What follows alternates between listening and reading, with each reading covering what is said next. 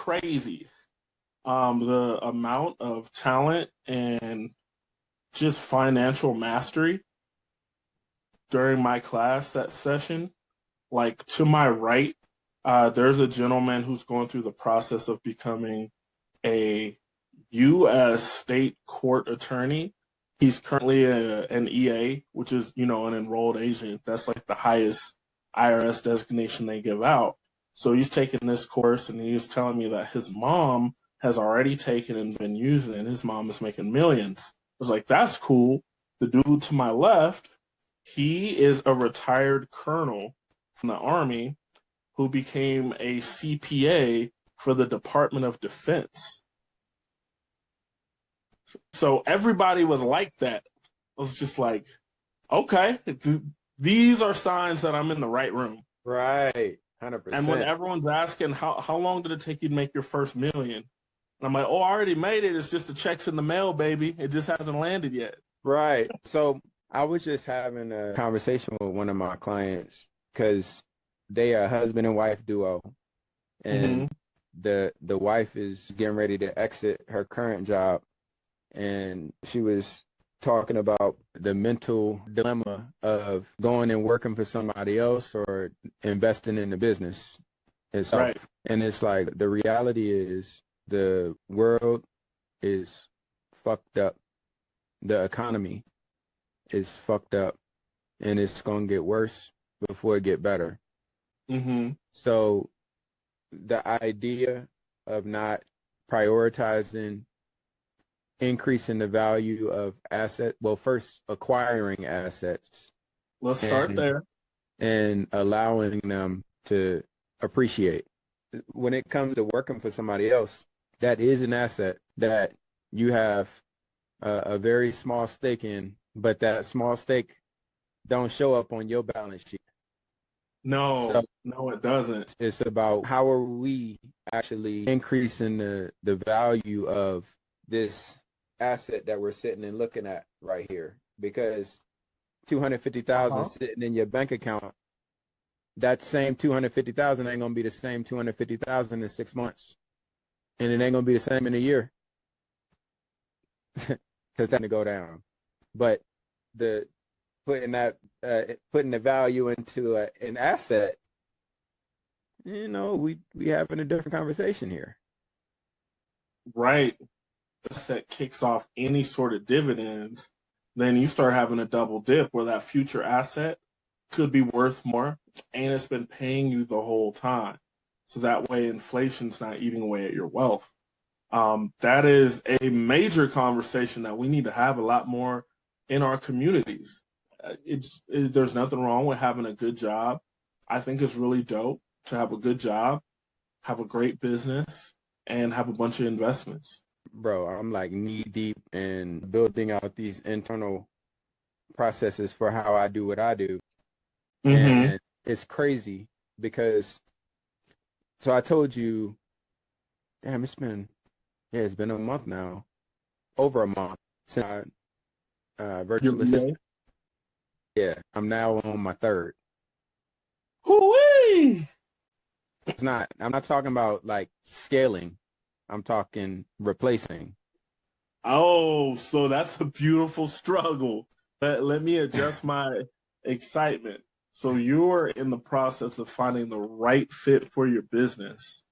Well, more important than that is getting the processes in place. It's like for real, because we've had processes before, but this is different because what this VA is doing is taking a lot of the core components of what I bring to my clients and making it a measurable process that when I hire my first in-person person here in Colorado Springs, instead of me asking them to perform certain tasks, I'll say, I need this done and follow this checklist, and it should be done within this period of time based on the process that's being developed right now.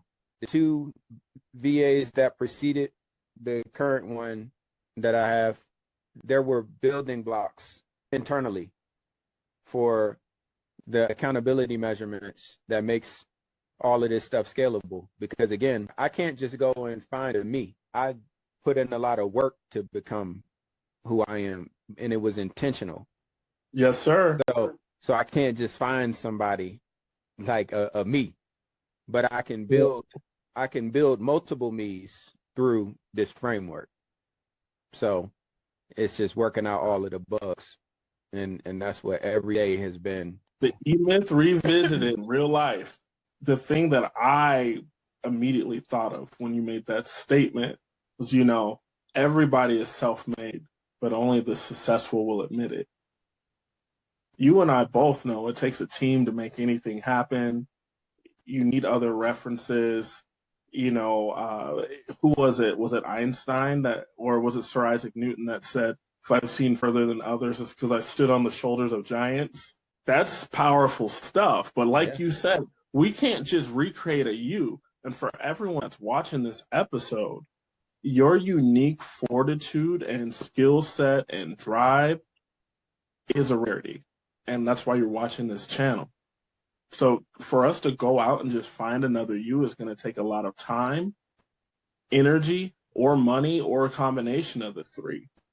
So instead of doing that, let's learn how to harness your essence in different places in these SOPs. So that's really what we're exploring right now. It's happening in real time, because when it comes to hiring my first person here in the Springs, to expect for them to immediately be providing value, it's just not realistic.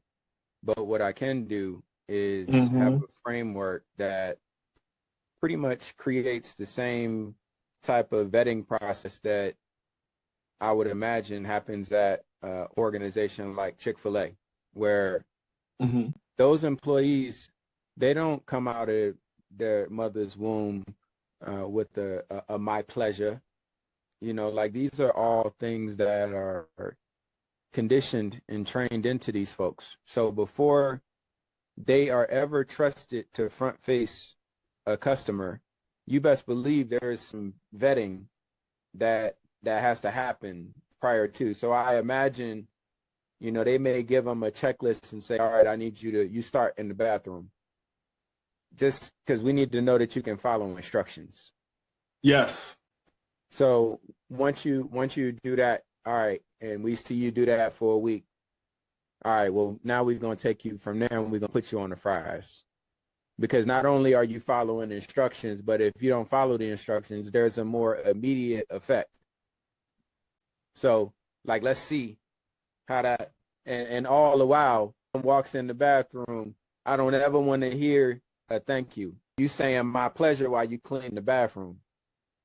Because when I put you in front of the customer, that's tried and tested. It's conditioned. That's who you are now. Like, that has been developed into you. Yeah, well, it's so unique. Like, when you think about Chick-fil-A, sandwiches ever, the best food ever, like, no, it's good, but it's nothing crazy. But the thing that completely sets their brand apart from others is their hospitality. And that's such a unique spin when you really think about it and sit on the fact that they're like, we want to make someone feel like a VIP, even though they're spending $11.29 to come through and get some fries. My pleasure. I like how you said it the first time. You said my pleasure. Like, you almost said it like you were from Philly. Like, my pleasure, bull. Stay dangerous. On the tech side, man, that we're talking about SOPs today, because that is a amazing asset, and SOPs keep coming up over and over and over again. I want to say at least 2 hours of one of the days of my workshop was about SOPs, and it wasn't necessarily about creating one to do what we do. It was about helping business owners understand that an SOP, having a process, is actually intellectual property. And intellectual property can be moved to other organizations, such as You can create an LLC. For example, one of our workshop days was on NIL, which is name, image, and likeness. All these high school athletes are getting paid crazy money. I met a guy there who's purchased 21 planes. What he does is he leases the planes to these players. So like 8 players will get into a group. They'll put their money together, and with the private jets, they can fly mom, dad, and their girlfriend and their aunt to the games because now they've become so big they can't fly home. And what we do, one of the things we do is move that NIL into like an LLC or a trust so it can be taxed completely differently. So it can be tax deferred if that's what they want to do, or we could just really, really, cut down on their tax liability. So it's beautiful, brother. Everywhere I go, there's remnants of your business in my business. It is unescapable. That's actually something that I'm looking forward to. Once I get to a certain monthly revenue, you and I are going to sit down to do your plan, entity plan, mm-hmm. because I need the right type of trust. And what you just shared with me, like now that gets incorporated into it as well. Because I knew that the bullseye processes would be separated from the LLC that's operating, but it being its own entity is news to me. So we're going to sit down and I'm going to break it down like what I want, and then you let me know what I need to do to put it all in the place to include the healthcare plans and the healthcare insurance and I'm sorry, the life insurance rather. Yes. And And all that. it might, we might have a beautiful structure of different hierarchies of different entities. Like right now, I'm working on a trust system for a client where initially they just wanted to get a trust because they wanted to protect their home from a frivolous lawsuit that they see coming. They see it coming quickly. All right, here's the steps. Let's get you an irrevocable trust. We don't do revocable trust here, kids, because they don't have any standing, any willpower. It's a pass-through entity. Just like we wouldn't put something really, really special in just an LLC. 48% of the time in court, these get pierced. So it's so easy to pierce that veil, and there's no distinction between you and the asset, and you end up losing the asset. So with this client, we started off with an irrevocable trust. We got it the EIN, and then we quit claimed the deed of the home and some of the other assets that we're putting in there into this new trust. They were super excited about it. It was a quick process. It only takes maybe 6 days to get the whole thing done. And it seems like the person, their legal team on the frivolous lawsuit side, they've already decided to drop the case because they can't find certain said assets linked to the client. And this is a great time to give you a disclaimer that I'm not a lawyer or an attorney. I am a certified tax and business advisor. But until you sign on a dotted line and we have a LOI or LOE, I am not yours. So what we want you guys to do is really seek out research from other professionals, line up with other professionals, or do your own research. And that does not include Googling. You have to be scholarly. Back to what I was saying. As soon as the opposition's team saw that said assets were not client's name, they dropped the case. And I've had this happen about 4 or 5 times over the last 2 years. And it's funny how simple it is. I mean, you need to have good timing to be able to get the stuff done, but these irrevocable trusts, you have the right type of irrevocable trust. The only entity that can open it is the Supreme Court. And how often do you think they're taking cases as frivolous as this? They got a lot more to deal with, right, brother? Right. Absolutely. So expanding on the SOP portion, because I see what you're doing and what you're building. What is the vision over the next 6 months with building these different processes here as you're building your team out? Like we're gonna sit down and do the whole entity structuring piece to make sure that all of that is organized and protected the way that it needs to be. A part of the processes that are being designed is also the lead generation piece with the internal framework that delivers the same consistent quality and return to my clients. Lead generating infrastructure that keeps that flowing. All of those processes are the intellectual property that gets protected under Yes. its own set of. So I don't know how all of that works, but when we sit down, I'll get a better understanding of it and getting all of that stuff in place. Once all of that stuff is in place, then again, it's going to be pulling the trigger, measuring the results, and growing. So Yes, sir.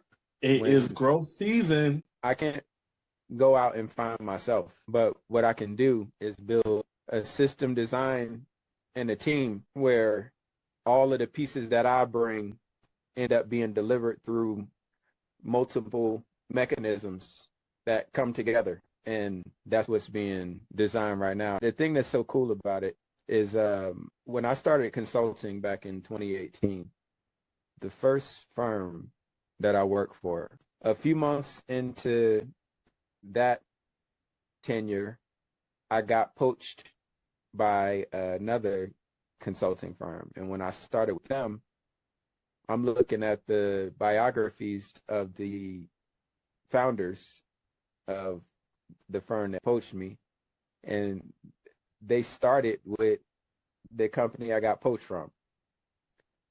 So then I'm looking at all of the processes, and I'm like, this is the same shit. Like, this is literally the same process that we're doing with that we're installing in clients' businesses. But these were bigger company, 500 or more employees. So the system is, I'm like, this is the same shit. So over there, I was getting paid W-2. Over here, I was getting paid 1099 and being paid way more. And I didn't understand because management consulting is different than business consulting. So when I was getting that big check doing management consulting, and I didn't know about business at that time. So like I fumbled on the tax side and all that type of stuff, just not knowing back then how to really leverage all of that. But the poachers stole from, and I'm like, okay, so that's interesting. Then I moved to my third consulting firm. Yes. And the third, well, that firm was actually business consulting. So with small businesses, and it's the whole plethora, it's all of it. Well, when I'm at the point where I'm not going to much longer, and I wasn't sure if I was ready to go independent and do my own thing yet or not. So I'm like, all right, let me put my feelers out to see what's going on with these other firms. So I reached out to another one, and like they heard all of it, because what I do is the same thing that they do, and it was like, Yo. we can't even touch you until you have been like officially separated from them for 2 years, because the firm that I resigned from sued the shit out of the firm that I applied for some of the same shit. So Wow. in seeing that, how on the management consulting side, they stole, and that was just like a little cesspool of, and then on the business consulting side, like it's the same thing. And I'm here building out my entire framework based on how I see business. That's bullseye. It's like how I see business and how it all comes together. But these frameworks are being designed in real time. I am building the plane as I'm flying it. So it's a different kind of experience because, again, I'm not relying on a process that I stole from a company that I came from or worked for. And you know, the beautiful thing now that you have the knowledge, you're building these systems, not only it's got to be so meta for you to be building systems for your client while you're system to build systems for your clients. That's got to be a crazy experience in itself. That's some Inception, Leonardo DiCaprio.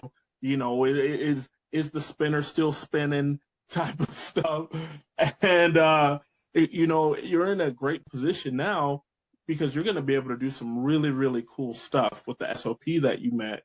And I know how meticulous you are. So that's why I'm going to say, you know, a thing that you're going to want to look into this tax season is definitely getting Section 179. That's your research and development credit. That R&D credit is something serious, and most business owners don't know they qualify for it because they assume you have to be in a lab. You got to be doing some Dexter's lab level stuff. You have to be doing some serious things out in the field. But we already said earlier that an SOP is intellectual property. So anything that you're doing to further your intellectual property could put you in a position to get this really, really great deduction. And it's just a credit. So we love credits when it comes to the tax world. Deductions are cool, but they're 65 cents on the dollar, 55 cents on the dollar, 40 cents on a dollar. I prefer credits because when we credit things, that's where we can get leverage, where we can say, okay, $10,000 went into this and $100,000 in tax credits came out of it. That's something that you'll take all day long and 15 times on Sunday, right? Damn right. You said Section 179?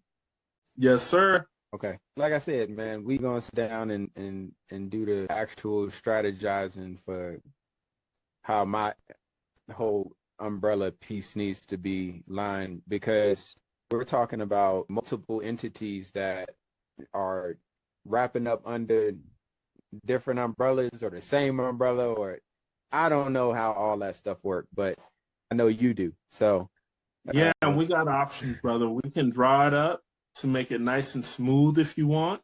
I have had clients in the past that are, I guess I would say, hyper vigilant, where we separated everything on multiple layers. Real estate part of their portfolio. Every individual piece of real estate got put in a different entity, and then the cash flow from each piece of real estate went into a different entity. And then those were housed, of course, by irrevocable trust, but they were different irrevocable trusts for each one. So it ended up being like this big architecture where if I held it up and turned it sideways, someone would come out and say, yes, the Romans did learn from those in Timbuktu. You know, it looks like a hieroglyph. So many shapes and colors and sizes, and we can definitely do that. Or, you know, sometimes a business owner will look at the risk and they'll say, you know what, for this amount of risk, I'm willing to have certain assets together up to a dollar limit. It might be $10 million. It might be 5 million. It might be 1 million. Every person's different. And let's just split, and then we can always go back and change things later. Yes, we can, even with irrevocable trust. If you're working with someone who does not know how to move assets in an irrevocable trust, you're working with a rookie, and you need to run. And that's the thing. I understand the forces that are at play in the big scheme of things. So I need the layers of separation and collaboration and all that, because we as a people do not have enough folks that understand assets and are actively working in the space, not just talking about it, but actually putting points up on the board, like real wealth generating activities. Like, and not what worked 40 years ago, what works today with today's tax code. with today's banking rates, man, I met someone the other day at a wealth event, and he's still telling people that they need to buy their house in cash. If you don't get out of here with that leave it to beaver sort of nonsense hoopla, it's inconceivable, especially if you're talking to somebody that is under 50 years old, over 50. I can't really make a case for you buying a house cash unless you have a specific reason and parameter that's in a whole game plan, which there are some that exist. I can't see you buying a house with your own cash. Why would you do that? And sometimes it's a simple conversation about money where it's like, look, I know you can get a pretty good loan right now. You're a veteran. Let's say you get your VA loan at 6% and you're planning on putting all this money down so you can buy down that percentage even more. I'm like, okay, cool. Let's see what that looks like. And, the first couple years of being a homeowner, you're still renting your house. You're just renting it from the bank. And real estate people always get mad when I say that, but I'm like, it's a negative arbitrage. You're not making any money. None of your money is actually going to principal. It's all going to interest. What does that sound like? Renting. So your first couple years, you're renting, right? So if you're renting, sometimes we got to look at the numbers and say, look, what if instead of putting a colossal down payment down that all goes to interest, we take that money and we put it in an asset that we believe in, or maybe we stack a couple together. We get a good trust. We get a really liquid cash value life insurance policy. We fund it up, and then we have that life insurance policy loan against the cash value in there to buy a really good asset. And then all together, this whole group is doing 25% a year, 30% a year. Now your money is growing faster than your interest rate of paying your debt. So now your assets can actually pay the debt down. Like that's the conversation I feel like we need to have more often. We got to buy assets to pay debt down. And that's when you have fun. When I used to hang out with Grant Cardone, when I was doing Cardone U in, what was that, 2014, I did that for about 6 years. He would always say, look, you got to work real hard at whatever you do, stack that money, then get that money working for you. And then once you got a nice little drip coming off of that money, have that money buy one more asset that gives a drip. Now, once the asset over here that came from an asset is giving you a drip, he calls that your go stupid money. He's like, that's where you're going to go get all your rapper chains. That's where you're going to pay for your mistress. That's where all the silly money comes from because it's not going anywhere. And it's okay if people want to live lavish, crazy lifestyles. That's not necessarily me. I like getting on a private jet here and there when I'm invited on one, or when it's just really affordable. I'm hopping on a PJ. Outside of that, I'm not a car guy. I'm not a watch guy. I'm not really wearing some crazy brand just because people in Europe think it's cool. I have my own identity and my own idea of style and my own worth, and I never want to be the guy that is walking around wearing his net worth. That's not fly to me.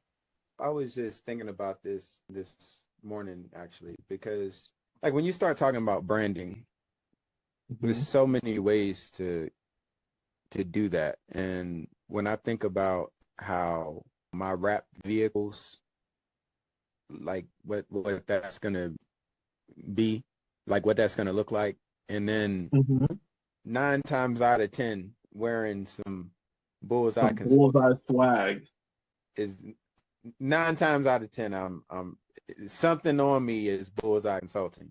So right. That's all a part of it, because I've had my years of spending a lot of money on clothes and shoes. I still kind of got a little thing for shoes. A lot of years having the wrong values or prioritizing the wrong things And now when I'm getting the crazy lease, it's going to be wrapped. And how I think about the value of that vehicle is what it's bringing back to my business. And that's truly how I look at it. It's not a, ooh, I'm about to be like, it ain't that type of thing. It's like, I truly, I care about, all right, when people see the car, are they scanning the QR code? When they see the car, Mm-hmm. is it registering in their mind? Is the brand registering in their mind so that when they see the same brand on their social media feed, it connects and they like, oh, I just saw that car. Like, that's what I care about, right? Like, none of that other stuff. I No, can we dig it. talking R I can dig O it. I. ROI. I was about to say, you talking about leverage, and I'm all about it. Right. I don't know if you're familiar with the good brother Marvin Mitchell in the financial game. Really, really good brother from St. Louis.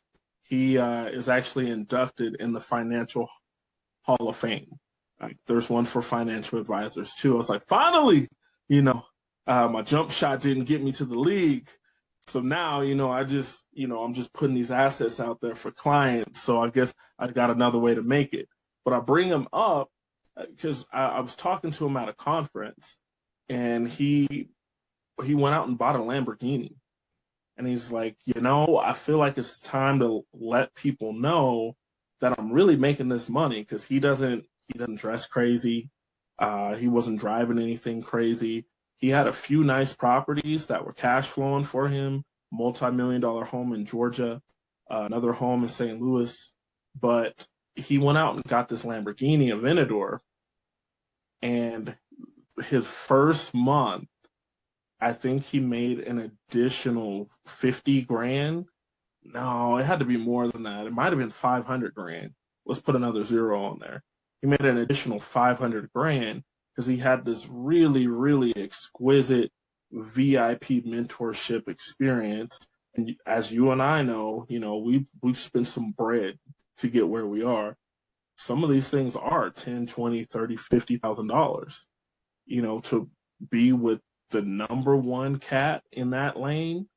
You got to make that sacrifice. You got to believe in yourself enough to know that once you get that knowledge, you're going to make that money tenfold or 50-fold or 1,000-fold. So he gets this car, and he made enough to buy the car twice the first month, because his marketing plan, his systems, the way he had it, the way he was driving around with it was brilliant. It was brilliant the way that he played it. So just in my own life, I've seen it work. So I can't wait to see you with the wrap vehicles. I'm still here holding out for a certain company I won't name yet, because I don't love them right now. They haven't accepted any of my big deals. But once they do accept one of these, they're gonna buy me like a Mercedes AMG, and I've been holding out on, look, I'm gonna have a beautiful vehicle on somebody else's dime. So Right. we're gonna see how much longer I push what I'm pushing. Right. Otherwise, I'm gonna do an amazing lease myself in the business name and Mm-hmm. be able to write all of it off.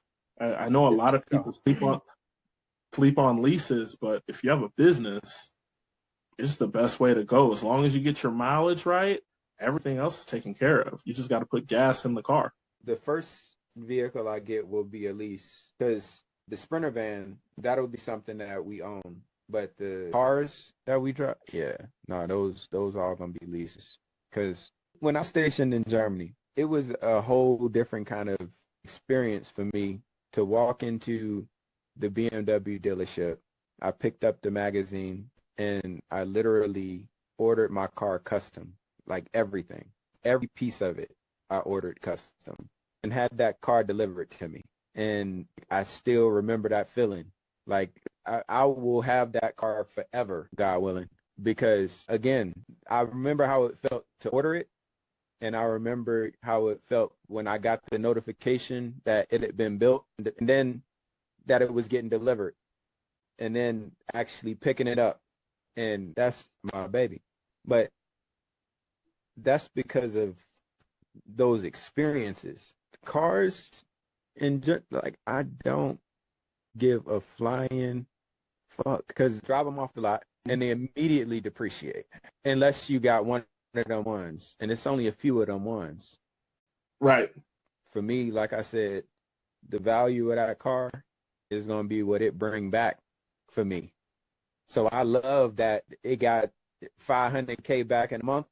Okay, that makes sense. That squares in my mind. I'll go drop that for that. I'll go drop that. That makes sense. That's good business. And he leased it. I was like, this boy is too cold with it, man. Cooking with hot fish grease. We're going to have some fly leases just because I understand the value of the attention that it creates. It does. And it's, whether fortunate or unfortunate, there are plenty of men and women on this earth that will do business with you because of the watch that you're wearing, the shoes that you're wearing, or the car that you drive. Yep. And so you talked about the shoe piece a little bit. You know, I spend a little bit of money on my shoes, and they'll look and they'll see that they're quality. Like, yep, that's Italian leather. Yep, I dropped a little money on that. I dropped a little money on this watch. And they're quality pieces that I take care of, for sure. But you will never see me in the, what do they call it, the stealth wealth fit, where it looks like a normal Hanes shirt, but it costs $14,000. Right. Because of some crazy process. You can get out of here with that. Or, you know, I got a friend who, back when I used to go to this establishment called Cowboys, back in the day, in my youth, I'd be in there, and I see him come in, and he's wearing all this Louis Vuitton stuff, and he comes up, dap him up, he starts telling me about everything he's got on. He's like, bro, I'm wearing about 5K right now. I'm in the building. And in my head, I'm like, we're in the same building. Everything I'm wearing came from Ross. But the funniest part, to land this plane on this story, is a little bit later. You know, I'm having drinks, I'm having fun, you know, going around talking to people. And this guy is like, hey, man, can you let me hold $10 so I can get a drink? And I was like, you mean you just can't put your fit up there and they just give you a drink? Don't they know you're wearing 5K? And he didn't like that, but I laughed for 2 hours. No, it's real. Because, like, where are your priorities at? And I hope he carried that with him. Now he's a grown man. He's married. He's a professional. He actually has a small business now. He has a blue-collar business. But, man, that man wasn't getting no $10 out of me. The reality is, man, when it comes to all that, it's got to be in you, not on you. When it's in you, it don't matter what you're wearing. You know what I'm saying? Like, that's going to come out. I have fits that I spent the minimum on them, like minimum. Mm-hmm. It ain't about what I spent on. It's how I put it together, and it's how I walk in the room in it, and the accessories too. You know, that thing, I got a little piece of it too. But people be getting it wrong. It's like it's always funny to see somebody that they got that shit on, but it's wrong. Like, they look out of place. You know what I'm saying? Yeah, like, you can see that it's like a manifestation of their lack of self-confidence. Right. You went and bought all this crazy stuff because you don't even rock with you. Right. That part. I've been at, and I'm sure you've seen this happen before, when you're at a business pitch fest and someone's pitching their clothing line. And I was at one, and there were some big name rappers and R&B artists, a whole bunch of people there from the culture, you know, allegedly. I digress. The person, he gets up there and he starts talking about his clothing brand. He's like, yo, we're taking over streetwear. We're doing this, blah, blah, blah, blah. His presentation was pretty smooth, but they asked him one question. They're like, so do you really believe in your brand and people could wear it anywhere at any time, wear it for something professional, this and that? He's like, yeah, most definitely. they should have the confidence to be able to wear this in the boardroom as well as in the hottest club. And they're like, well, what are you wearing right now? And he describes it. He's like, oh, this is Gucci. It's from this collection. Da da da da da. I paired it with this. This is Fendi. Right. This Right. is Prada. And then the shoes are Pucci, not to be confused with Gucci. They're like, okay.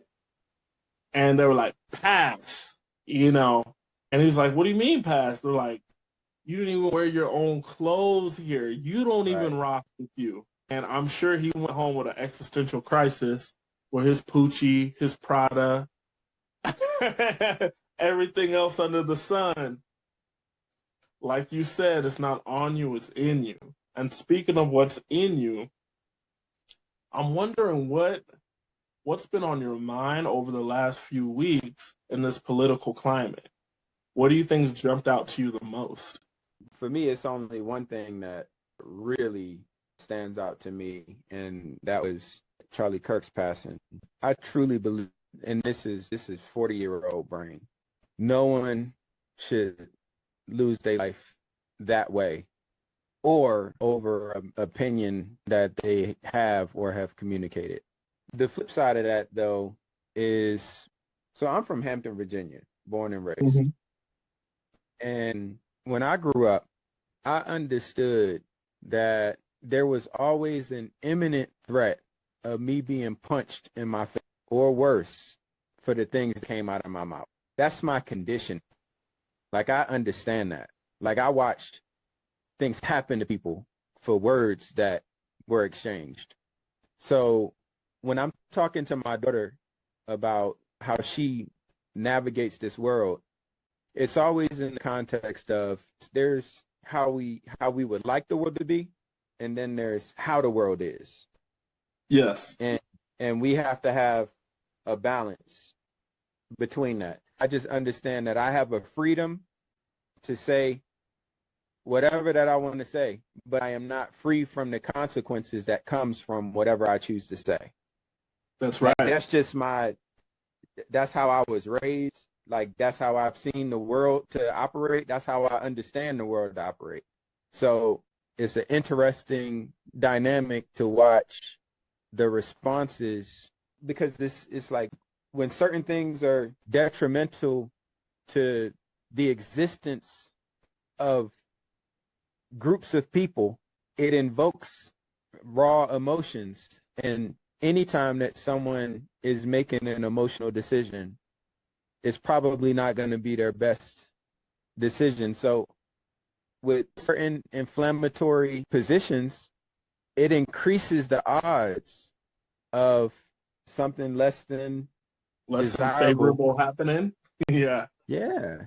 Yeah, man. I've always thought, especially after reading John C. Maxwell's, one of his last books, I'm sure he's wrote 3 since I bought this book because he's a machine.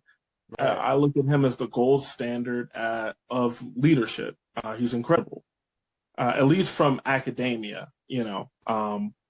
But his book, which is called High Road, is the first time he really starts addressing politics, because he's avoided it his whole life. Even when he tells people, hey, I'm a Christian, I'm not here to change your faith or what you do, but I wouldn't be transparent if I didn't tell you what I'm doing. And then he goes on, and it's all leadership, communication, that sort of matter.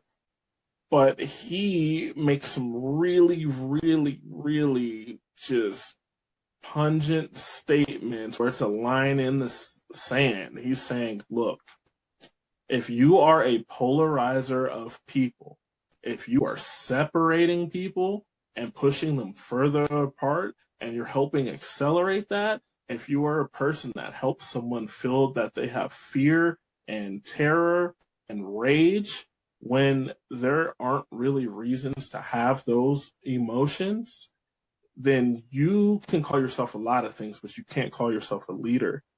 And you are a destroyer of the melting pot culture that we have here in America. And if you're in another country, you are destructive to the fabric of your own country coming together and creating synergy. And I remember when I first read that, you know, I'm paraphrasing, I was like, damn, Like they got my boy John mad. John shooting from the hip. I know people might be listening to this like, wow, that didn't sound that bad. You don't know John C. Maxwell. He is the most PC loving guy ever. For him to make a statement like that was very, very powerful. And I definitely think whether people love or hate CK, you know, RIP to the dead. And I have so much empathy for his family, knowing that they're going to have to spend the rest of their life seeing his death pop up over and over again online randomly, whether it's a meme and people just being nasty and playing with the dead. They're going to have to live through that. I couldn't imagine it. However, you know, I don't necessarily have to, you know, love someone or their message or even think they're correct in their message and what they were doing to be like, yeah, it's terrible that you went out like that right in front of your family in a public setting. That's all. That's absolutely awful. The I guess comedic part about this is Black Twitter. Man, they had a field day with it. As soon as they found out the shooter was not black, you know, they were just like, "Hold on, you telling me a white man shot a white man and y'all are mad at black people? This is not our business. We're cleaning greens right now. This has nothing to do with us. God bless the dead." And you know, they really ran with it.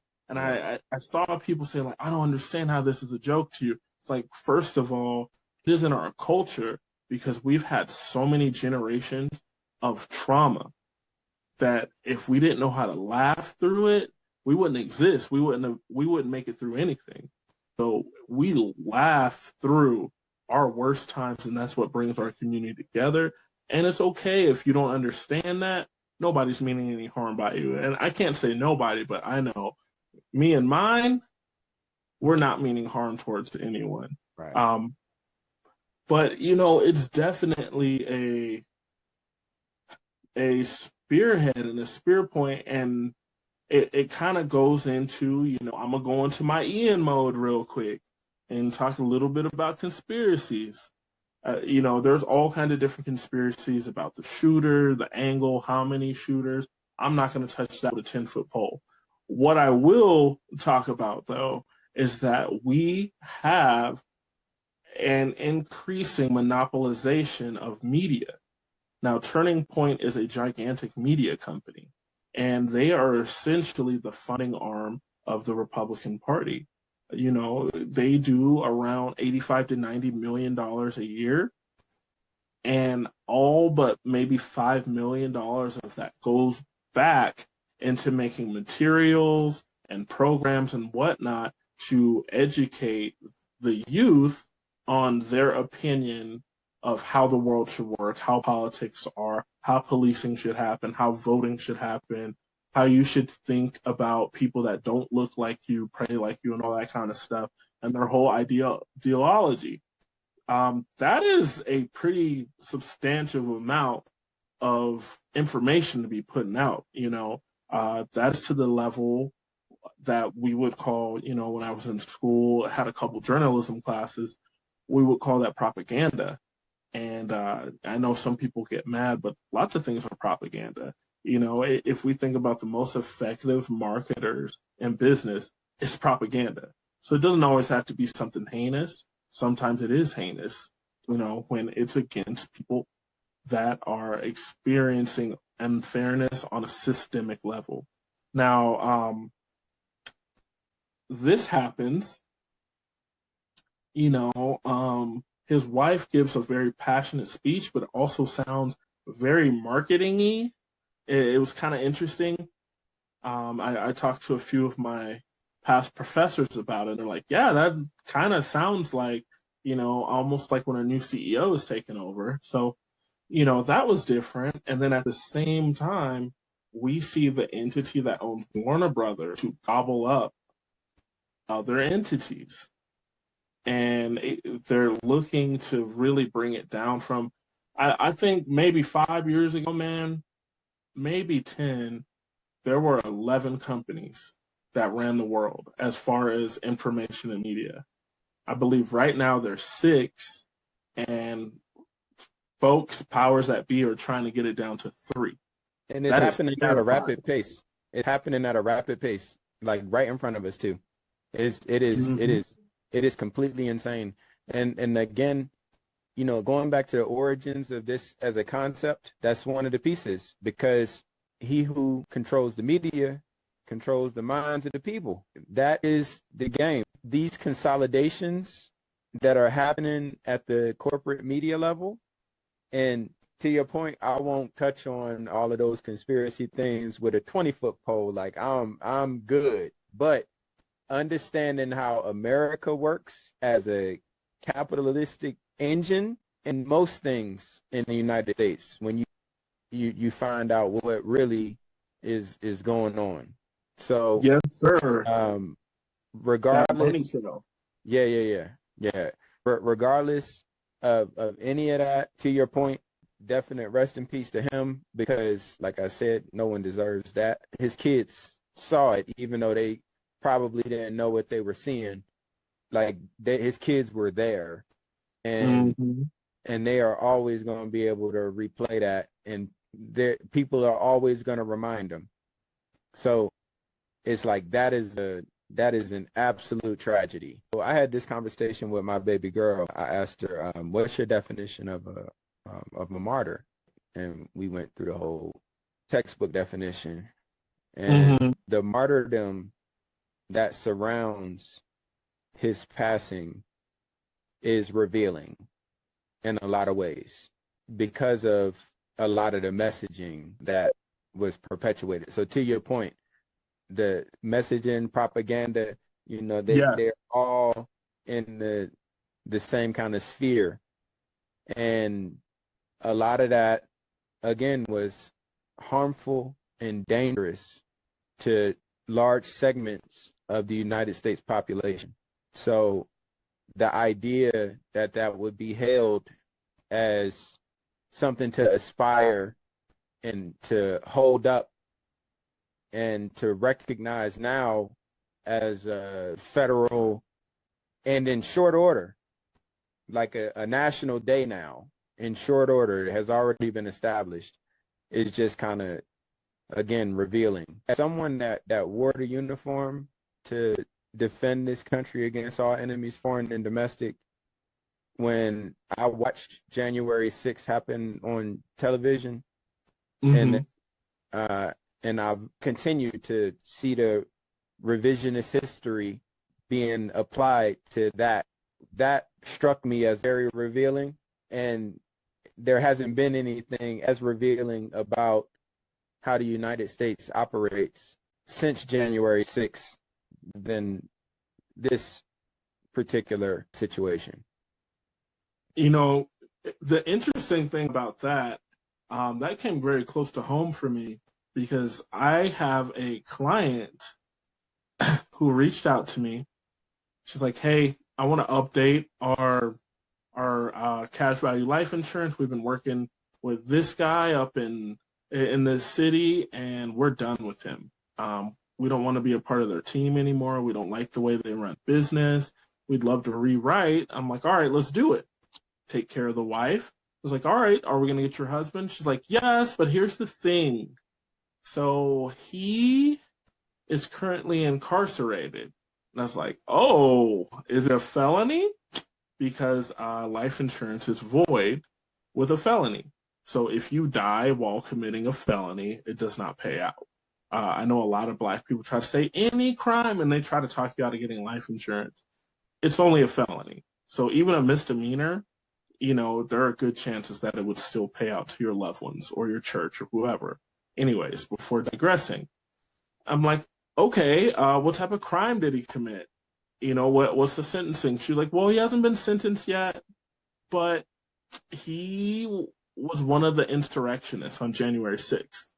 I'm like, oh snap, that's crazy. When it's someone that you had a beer with and whatnot. And now that he's been pardoned and whatnot, it's like it never happened. So he can go ahead, he can get his policy, he can do anything that he wants to do at this point in time.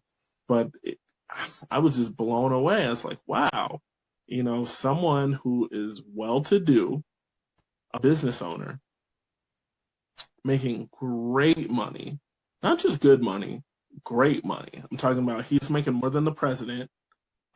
Maybe not this president, but he's making more than the presidential salary.